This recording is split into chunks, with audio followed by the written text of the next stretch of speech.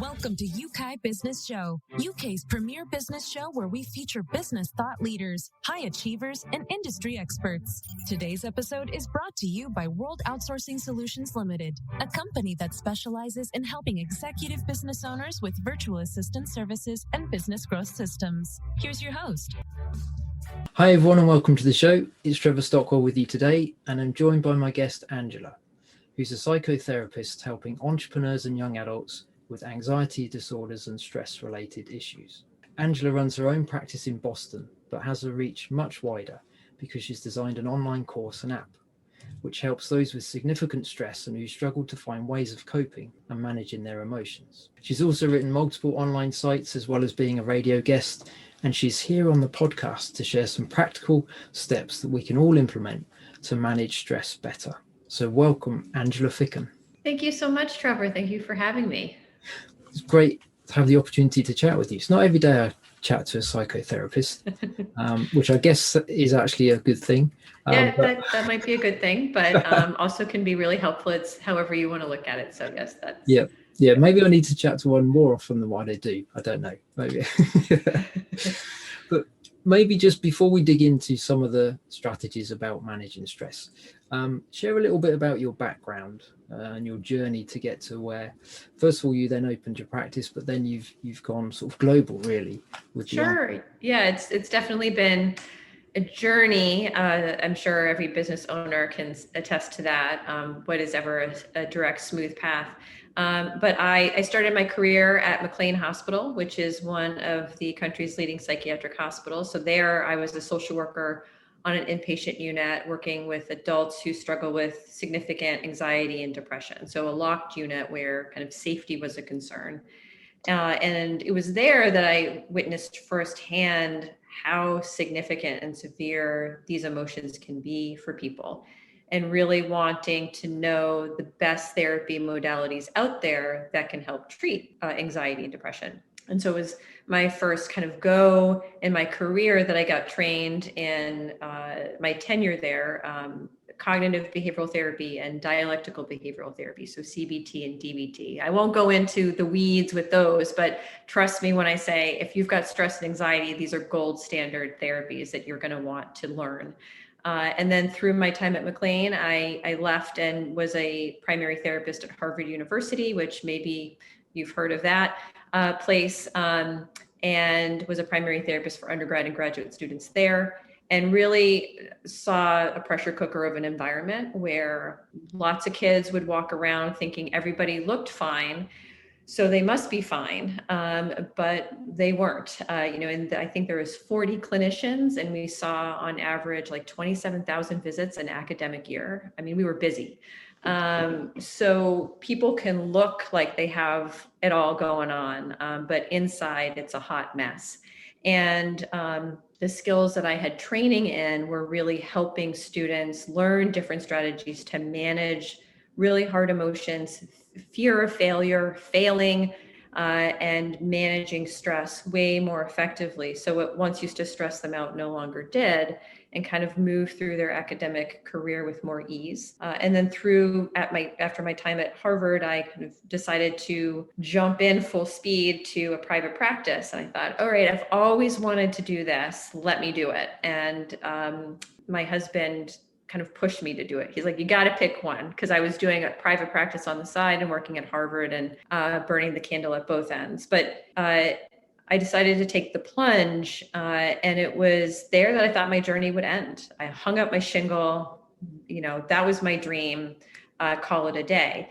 But what I found was that my reach in Boston casted a wider net, not just with students, but people in the financial world, lawyers, residents in all the hospitals that are in Boston, people in high stress kind of jobs were seeking me out to learn strategies on how do I manage this stress that isn't going to go anywhere.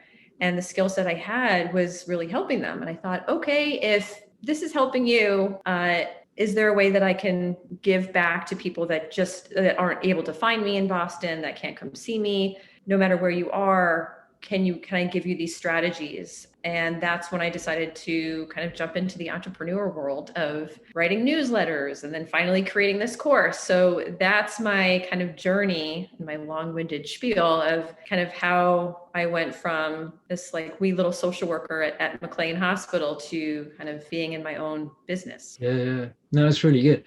I always ask guests at the start to share a little bit about their journey because I think it's fascinating. It's like, because we can look back and see it, but at the time we're just navigating different things, different challenges.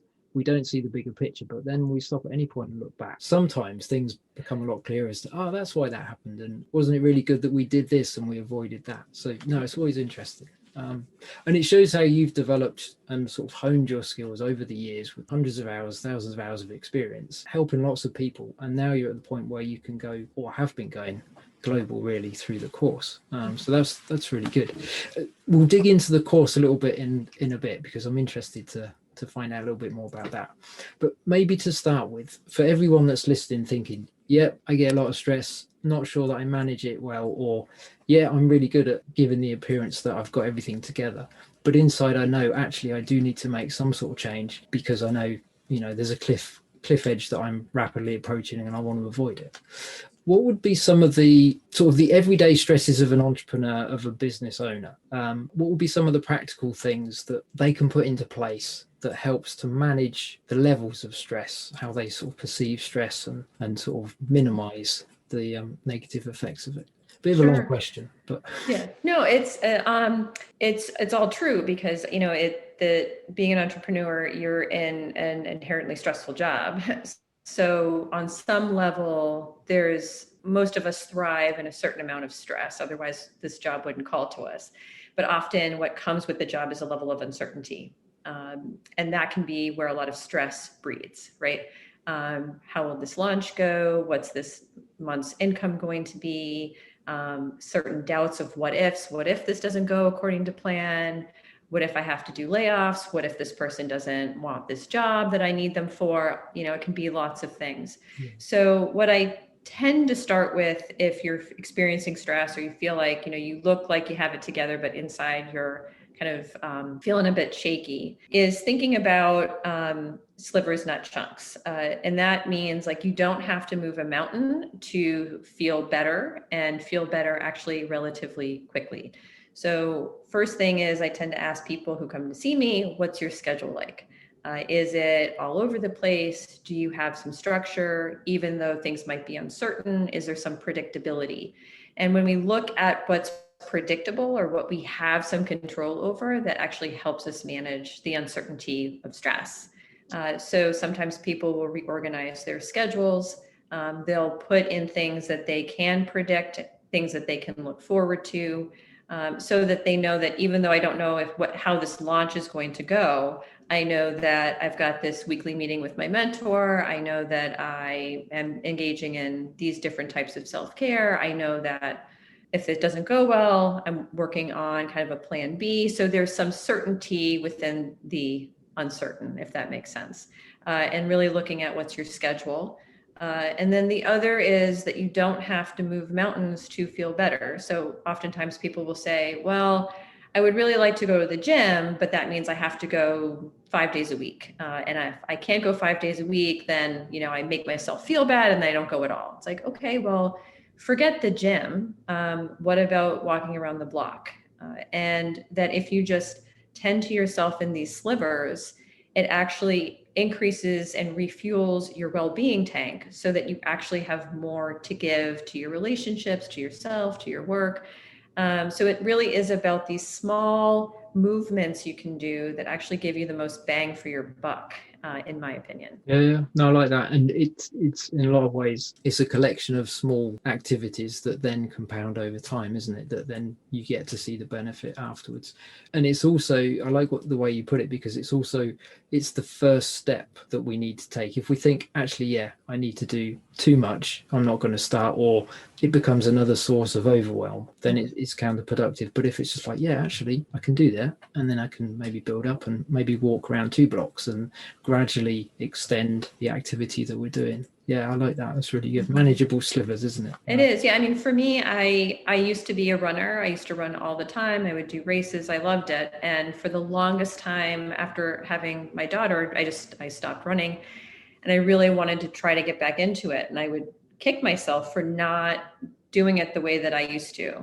The routine I had set up, it just like fell flat. I just wasn't doing it. And I would make myself feel so bad for not running. I should do it. I know it makes me feel better. And I just wasn't doing it. I even tried running one day a week, could not make that happen. I think I did it for 3 weeks and it fell flat. So what has stuck is, instead of looking at like, I need to go back to something that used to work, I've tweaked it where now I go for afternoon walks, right? And that can be with my daughter if she wants to come. If she doesn't, see you later, I'm going. And right after I talk to you, that's what I'm doing. I'm going to go out, take a walk. It's probably going to be less than 20 minutes, but doing that helps me feel refueled, and it's not running. But it is something, and that is good enough, which I think for a lot of people in the business world and entrepreneurs, good enough doesn't really settle well with us. It has to be perfect. But I think the good enough is a really nice place to be. So that's just an example of how it's worked for me. Yeah. As I'm listening to you, I'm sort of realizing more. A lot of the times we add to our own stress by having the wrong expectations of ourselves. I think it's different if you've got other people in your world that have wrong expectations of you. But because we're with ourselves all the time, if we don't get that balance, or if we're too hard on ourselves, then we just make the whole thing worse, don't we? Yes, we can light the match. Yeah, it is a bit like having the flexibility of, I like when I chat to you because I get inspired and I start thinking about things, but it's like not trying to fit what worked before into the future. It's like a chapter of a book is a chapter for a reason. It gets you to the next chapter, and whatever the next chapter holds is going to be different. Otherwise it would be the same chapter, the extended kind of thing. That makes perfect sense to me. I'm not sure if everyone listening is scratching their heads or whatever, but I like the way you put it, that it's having that flexibility of, I'm going to try something new, and I don't have to serve what worked in the past. What was successful in my business at the past, maybe it isn't going to work and be successful in the future. So we need to be fluid with our expectations to some extent. I really like that. I think that's really helpful. Hopefully people listening to that go, yeah, okay, light bulb moment. Tomorrow's going to be better because of that. Hopefully people are listening, taking notes like that. Let's chat a little bit about emotions as well, because like the way we think determines our emotions, how we feel, doesn't it? So would you say most of the issues or the problems that we have with stress and anxiety stem from us just having the wrong mindset, or allowing the wrong thoughts, to dwelling on the wrong thoughts too much? Or is it wider than that? Well, it's a combination, but definitely our thoughts take the cake with what trips us up, and I often say, like, gets us down the rabbit hole, right? So our thoughts, you're spot on. Our thoughts influence our mood, and our mood influences our behavior, and then our behavior kind of catapults us to increasing our thoughts. So if I'm stressed out and anxious, I'm not usually a betting person, but I'd bet, a lot of money, my thoughts are going to be stressed and anxious. And when we're in hard emotions like anger, frustration, stress, anxiety, rarely are our thoughts giving us an accurate picture of what is. It's kind of saturated in some distortion. And if we can change our perspective, we can't change the trigger, we can't change the situation that's kind of blown up. But if we shift our perspective and kind of, like I say, come around the mountain and see it from a different view, we can start to feel better and think better about something that, again, the problem hasn't changed, but our viewpoint can. So our thoughts definitely impact our mood, and certainly impact how we think about stress and move through it. Yeah. Do you have any sort of hacks or habits that you use that catch you? Because I'm guessing, although you're an expert, you're also a human being. So that is correct. Potentially you are susceptible, business pressures, family pressures, life pressures. anything that you know isn't too personal, you'd be happy to share, that just helps keep you every now and again, pulls you back to where you want to be, sort of emotionally or in the way that you think about things? Yeah, I am an expert, and I'm not immune to stress and anxiety. And I do have my own set of strategies and skills that I use on the regular, so that I can stay, for the most part, within my baseline of tolerable stress. A couple of strategies that I like to use are, what would I tell my best friend if they were in the same situation? So when I'm starting to go down the rabbit hole of like, this is going to be awful, this is the worst thing ever, how could this have happened? I can hear myself and think, okay, like I got to pull over. If my best friend Sydney was in the same situation, what would I tell her? And having that dialogue helps me separate fact from fiction, that I can kind of see myself being like, this isn't productive. This is not exactly the wise-minded decision that I need to make. Like, what would be in my best interest? And that usually helps me kind of hold the emotion, but be able to take a step back and say, okay, what are my options here?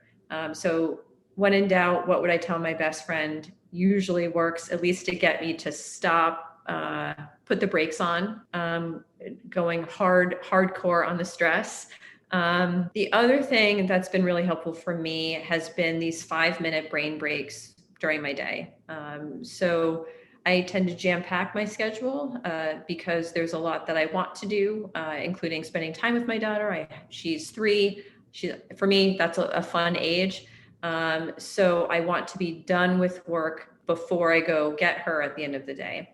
But I also want to, being with her is lovely and it's draining. So it doesn't really refuel my tank, so to speak. So these 5-minute breaks that I take during the day are really restorative in like seeing a patient and then taking a break, doing some writing, and then, getting up and doing some stretching. So these 5-minute breaks are like, I'll just stand up because I sit all day and look out the window. And a lot of people in this neighborhood happen to have dogs. So there's at least, somebody walking down the street with a dog, and I'll just notice that. I'll go downstairs to the kitchen and get some water. I'll throw some ice in it or a slice of lemon to give it a little pizzazz. I'll walk the perimeter of my office if I just don't have the time to like stretch my legs more. So it is these small things that really are quite restorative. And so by the end of the day and the end of the week, like I'm feeling pretty good. And then when I have more time, like I will get fresh air. That's important to me, to kind of move my legs one way or another. So I definitely experience stress. It is certainly happening now. We just moved. My daughter started a new school. I'm working on some new products. We're getting settled. There's a bunch of moving parts, and I have definitely felt stress recently, especially in my body, heart racing and things like that. So knowing that I'm feeling that, it's really making sure that I ask myself every day, how do I want to take care of myself?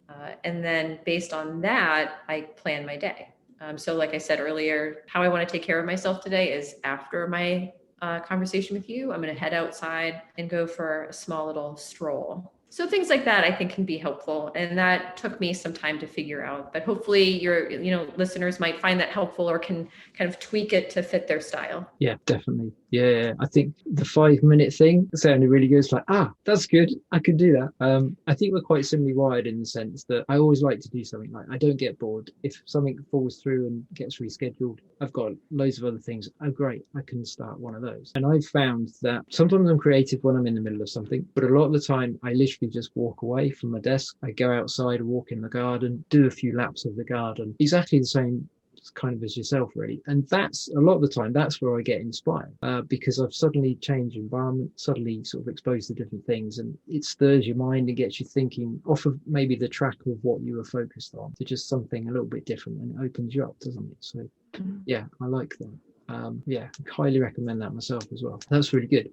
One of the things I was curious to ask you really is, we will talk about the course after this question, but just for people that are like, I'm guessing because you've been in this realm for so long, you're wired to notice potentially the symptoms in yourself more when you start to get to an unhealthy level of stress.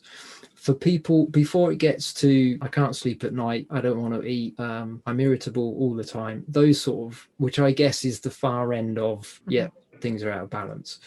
How can, for people that are maybe heading that way but are not at the end of the cliff or, you know, close to it, anything that can help us become more conscious? Because I think the more aware we are of how we're feeling, it's quicker, it's an easier time to catch stuff in the bud, isn't it, to stop it escalating further. I guess it's different for everyone because we are wired slightly differently, but is there an easy strategy, or how would you help people not get way up the scale? Right. How do you prevent burnout? Yes, that was a very succinct way of my long question. So it's burnout, it's significant. It happens really quick. As you get better at it, you can kind of sense like, oh, I'm heading to burnout. But most often it's like, you're there.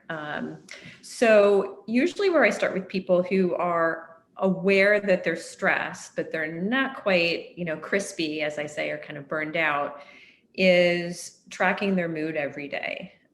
So that can be as simple as you put it in your phone. I know a bunch of people love spreadsheets. You can put it in a spreadsheet, back of a receipt, not picky how you get the data. But if you're interested in knowing not only what's stressing you out, but how you're feeling it, it's good to get some data. So once a day, you can do it 3 times a day. Just check in with yourself. How am I feeling? Am I feeling tired? How am I feeling? Where am I feeling that in my body? If you're feeling stressed, how can you tell? Is it thought-based? Is it body-based? Sometimes people will say, like, there is no stressful thought happening, Angela, but my body is going off the chart. Feeling sick, like they have the flu or their loss of appetite, but literally no thought that is causing them to kind of think negative thoughts. So everybody is different. So it is worth getting that data. And then once you have an idea of about a week or so of what might be happening for you, you get to see, how is your mood? What is your most dominant emotion that you're experiencing? And if it's stress, then you have some indicators of, based on your recordings, like what stressed you out? Where did you feel it in your body? And then that can give you at least a map of, what do you want to do about it? Is there a schedule change that you can do? Do you need more self-care stuff? Do you need to delegate more? I know a lot of people have problems delegating and asking for help. So it just gives you some data that might, and usually it's data where you weren't aware of it in the first place, which is why tracking our mood can be helpful. Some people are like, I didn't realize that I was as stressed as I was. I thought I was tired, but my dominant emotion is stress, or my dominant emotion is irritability, and I hate everybody, but that's usually not me. So what's happening? So the data can be surprising, and it gives you kind of a gameplay for what you want to do next. I like that. Yeah. Usually at the end of the day, I'll spend a few moments reflecting on the day, just over certain sort of key elements that I think are important. I haven't measured or counted in the stress factor, so I'm going to add that just to keep a sort of self-analysis going. I think that's really useful. And I guess if you're working with other people, or you're married, you're in a family, there's other people that could potentially, if you're open and not snappy all the time, they will point out, actually 99% of the time you're unapproachable, or whatever. It's good to get outside input as well, isn't it? But the key thing is, even if we get outside input, if we're not open to it, unless we're looking inside and just checking where we are, we'll just shrug it off and I'm working on the business, need to do this and this. The danger, if we do ignore it, is that if we're irritable to those we love, eventually it's going to come out to clients, to suppliers, to your team, whoever you've got around you. So you have to deal with it sooner rather than later, really, don't you? Otherwise you have to pick up bigger pieces, or smaller pieces, if you don't deal with it. So that's stress and irritability, the higher you climb, it's just inevitable. At some point we're going to feel whether it's we become more passive aggressive, or because that's another way to kind of push people away, but relationships can suffer. So having that data will just give you more of an opportunity to think about how you want to be better and feel better, knowing that you might not be able to change the stress that's on your plate, but how you think about it, how you talk to yourself about it, how you take care of yourself, can all make it like so much better. And that if you have a family or people around you, whether you're mentoring people or employees, you get to mentor and model for them that this is how you can manage stress in a healthy way, that it's still stressful, but it doesn't have to be, people, you suffer and everybody else does too. Yeah. Because we do need a certain level of stress, don't we? I guess, is there good stress, bad stress, or just it becomes bad when there's too much of it, or we're not?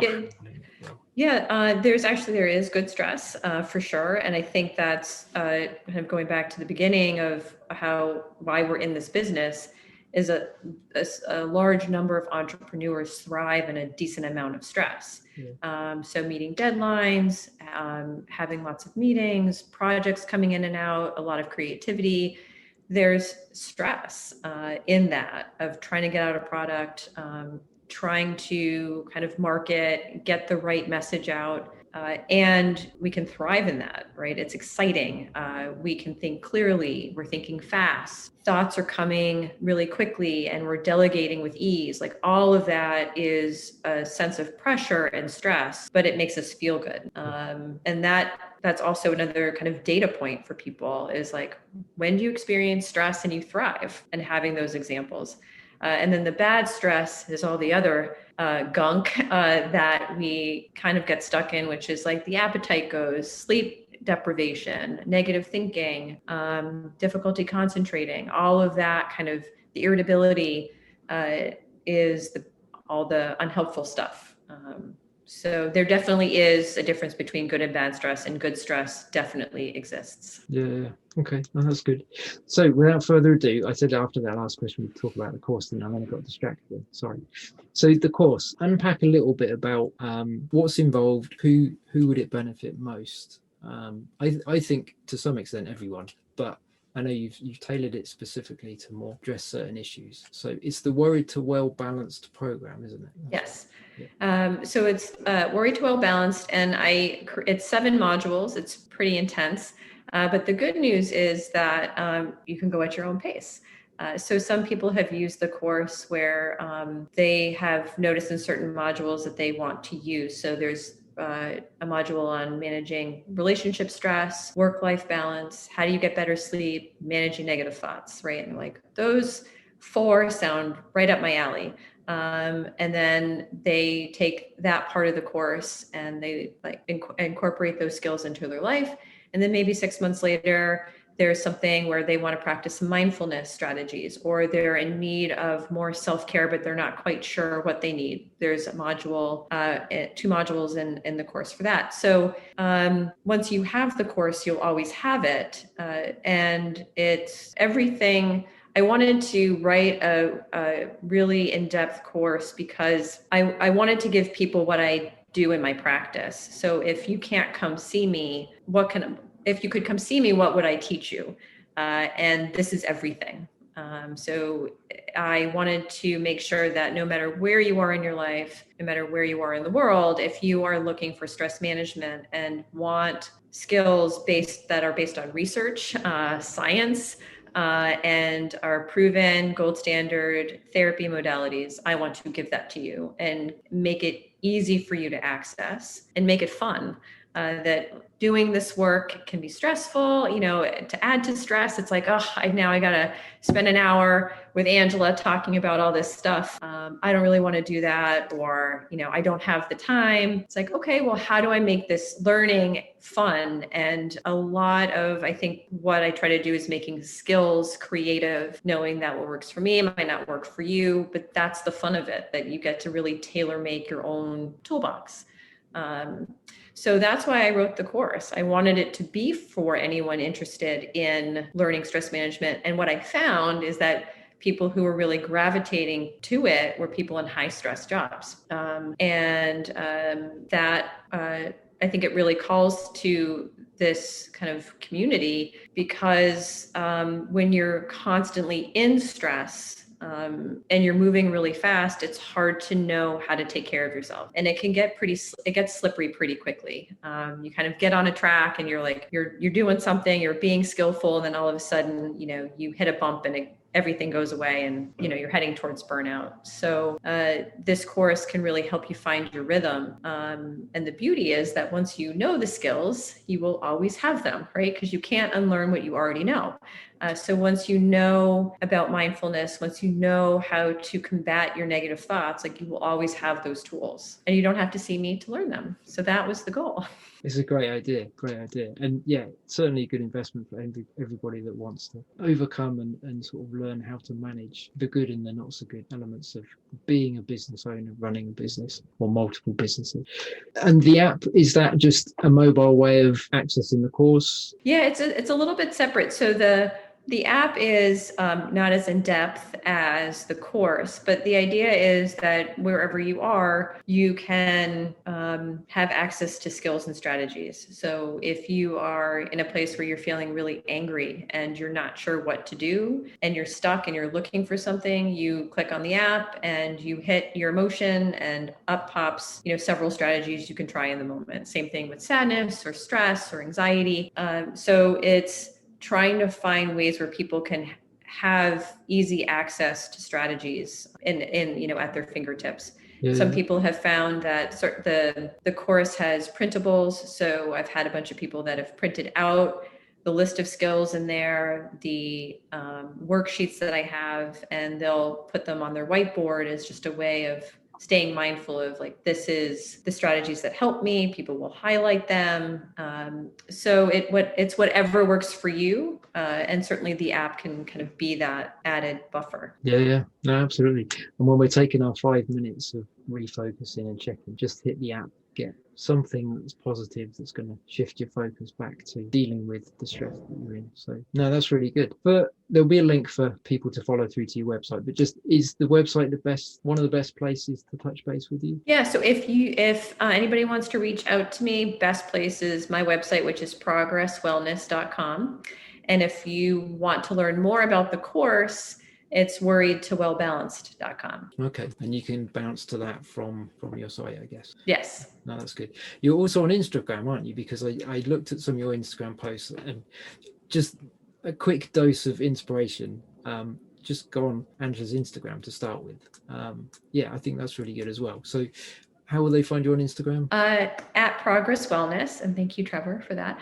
And I try to do as much as I can on there. Usually it's more stories of me talking about different skills and strategies rather than the old-fashioned kind of static posts. But usually I try to give at least a couple of tips a week and strategies. So definitely check it out. Yeah, I caught one the other day where it was some suggested responses to help people say no when they need to say no, and I thought that was good. I was putting together something for a webinar just on that, and I thought, that's exactly it. So yeah, borrowed some content on that, so that was good. But it's really good, just a very quick hit. If you've only got a minute or so, just jump on, get a bit of inspiration from the post. No, that's really good. Our time together today, alas, is coming to an end, but for everything that you shared, for people that are listening, you've made some notes. Hopefully catch the recording again, listen to it over and over, because this is packed with lots of practical stuff that can help, not just now, but in 2-3 weeks, 6 months from now. If you're getting stressed, just think, that Angela lady, she was really good. I need to go and look up that podcast again. Hopefully by then you'll have signed up to the course, or you found benefit in the materials that Angela's got on the website as well. But just, it's practical stuff and it helps us with everyday life. And if we don't get everyday life right, we miss out on lots of opportunities. We're not so good to be around for our family, and that's just counterproductive as well. So yeah, for everybody listening, I would definitely urge you to explore what Angela's got available on her site. See if the course resonates with you, go for that. Maybe just take the first step and explore and find out a bit more information first. But thank you for joining us. There is, and this is a bit maybe a scoop, I don't know, but there's in the early stages of you writing a book, isn't there? There is. I'm in the early stages of putting it together. We talk about slivers, not chunks, when I think about the chunk of this book, I'm like, how is this ever going to happen? And then I don't want to do any of it, but that's why you got to sliver it out. And each week I have my little homework that I do that will hopefully produce a book. And the goal is sooner rather than later. So hopefully I can come back sooner rather than later and tell you all about it. Definitely. Yeah, definitely. Yeah, you're always welcome to come back to the show. But thank you for what you've shared today. Let's wrap it up there because I know you want to get your walk in as well before you start your next activity as well. And you've given us so much to think about and put into practice already. So thank you for your time. Much appreciated. Look forward to when you do come back. But yeah, no, it's been brilliant. Thank you, Trevor. This was so much fun. And I definitely enjoyed our talk and I would be happy to come back. Brilliant. That's great. Thank you. So for everybody listening, yeah, don't just let this be another podcast you skim through and then try and find something else. Actually grab one or two things right now that you've heard and think, I need to put this into practice. I need to start putting this into practice. Maybe tell a friend, tell a family member, hey, I've just listened to this really good podcast. Help me put some of this into practice. And by the way, this could help you as well. Something like that. You'll find a way that works, but yeah, definitely take action. We believe that you can manage stress well, but we have to be intentional. We have to be proactive. And this, what we've shared today, is more than going to help you if you put it into practice. So without further ado, thank you for joining us today. We will catch you next time. Thank you. Thank you for listening to Yeukai Business Show. We will be back to bring you more episodes with success stories and advice straight from the experts. Want more? Check out www.yukaibusinessshow.com. Get your free trial of our virtual assistant service today. Just visit www.worldoutsourcingsolutions.com. Quote WOS18 or send us an email at support@worldoutsourcingsolutions.com.